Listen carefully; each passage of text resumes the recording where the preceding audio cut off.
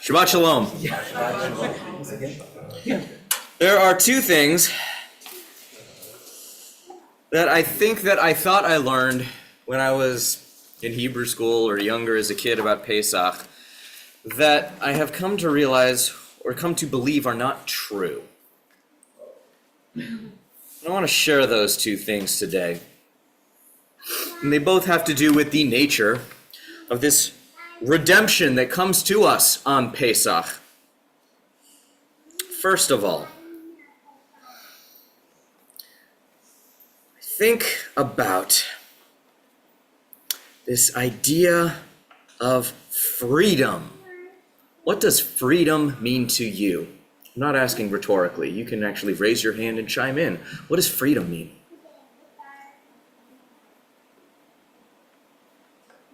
Go ahead, Madam President. Being able to choose. Being able to choose. Okay, good. Yeah, Jeff? Well, similar, having free will of thought and free will to act upon your thoughts. Okay. Within the law. Okay, within the law. Freedom to have your own thoughts, to think your own thoughts, believe what you're going to, and act upon those thoughts, but within the confines of the law. Which comes down to, I think about... Yes, Carol, go ahead.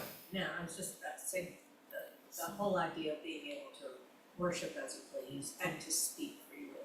Okay, to worship as you please and to speak freely. We cherish this thing and celebrate it called freedom of speech in this country. As it turns out, in countries, and I'll name both Israel and Germany, there are contemporary political things that you are not allowed to say within the context of politics. There are political parties that are banned. There are things you are not permitted to give voice to within the political discourse. These are places, both Israel and Germany, that do not have the same American tradition around freedom of speech. They have made a value judgment to say that this is not an absolute. Then again, I'm not sure we're that different. To go back to what Jeff said. You can't yell fire in the movie theater, can you? It's against the law. Freedom of speech is not, in fact, an absolute. There are limits to these things. There are limits to these things. And that's the thing that takes me to Pesach, first of all. The first piece of that, maybe it was the American ethos of my upbringing in a more, North Carolina environment, in which I thought that the Passover freedom that we celebrated was a kind of absolute, that it was the freedom to be, to do, to say anything that God had taken us into. It's not. The rabbis don't even claim that. The rabbis don't claim that the freedom of Pesach is an absolute. The way that they actually frame it is we exchange. I see Mitch nodding. He knows where this is going, I'm guessing. Ol malchut paro le ol malchut shamayim. We exchange the yoke of the kingdom of Pharaoh for the yoke of the kingdom of heaven. But you're still yoked to something. You are still the oxen in the metaphor, so to speak. You did not become the driver of the thing, which is an interesting inversion around this ideal of freedom. And it actually makes me think of a rabbi who I knew, who was a rabbinical student. When I was a rabbinical student, she went to JTS at the time. I went to RRC. Rabbi Megan Goldmarsh is her name. And she and I were talking about Hillel work at the time, and she said, I really want to have a conversation with college students about obligation. And I thought to myself, that might be the dumbest thing I've ever heard. What college student wants to talk to you about obligation? They're obligated to take their tests and whatever, and then, it's Saturday night on a Thursday, we're off to the bars. So I've grown a little bit in the rabbinate in those past, 12 years. I think she might have been onto something. And she also, I think, was speaking from a particularly conservative Jewish framework and perspective. We don't have or celebrate or uplift some kind of idea of absolutism in terms of freedom within Judaism. The question, to quote Spider-Man, to talk about, if you have great power comes with that great responsibility. And so if we have freedom in point of fact, what are our obligations that are commensurate with that freedom? To whom are we obligated? To whom do we choose to make ourselves obligated? What people? What causes? What work? And that's the other one I wanted to go to, the other thing that I think I misunderstood about Passover when I was younger. I thought the freedom was a freedom from work, from the servitude of Pharaoh and the bricks and the mortar, that whole thing, that endeavor that we have of building stuff that, I don't know, to honor Egyptian sun gods or pharaohs or whoever they are.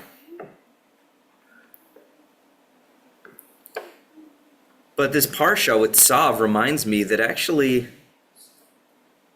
devotion and service, that's not something we're freeing ourselves from. That's not what we're freeing ourselves from at all.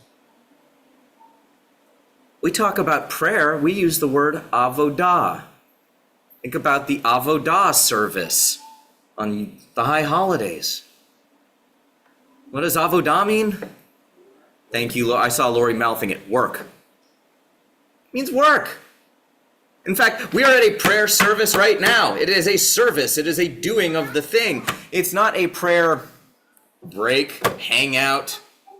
You're talking about better words for worship. I still haven't figured out what the one is, but it's this idea that we take our time and we choose to dedicate it and devote it in this way that happens to be tied into the holiness in the world and the idea of being Jewish and our own selves and identities and our families and where we come from. It's a choice. So we get up in the morning, chug the coffee, get here, and do the thing.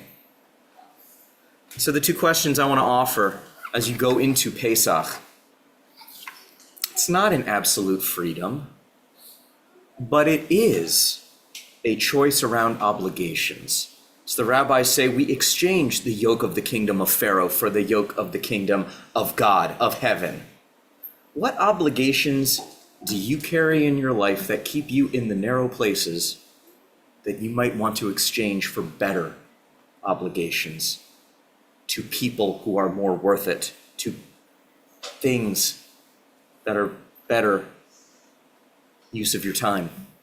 And that takes me to that second one, that other falsehood that I stumbled with in my own growing up. It's not a freedom to go and sit around and play video games all the day. There's still labor involved. There's still effort. There is still giving of oneself. Essentially, it's the same question, actually. Where are you giving yourself? You get to choose that. You get to choose how you spend your time, how you devote your energy, your resources, your money, your time with family, all of these things. How are you spending yourself? Because none of it's an absolute. But we do have a great deal of freedom and discretion in deciding who we want to be and how we want to live our lives. I would take Passover perhaps not as we emerge from the narrow place into the great expanse of absolute freedom, but as a checkpoint, as an inflection point, to stop and say, am I allocating myself in the ways that I want to this coming year?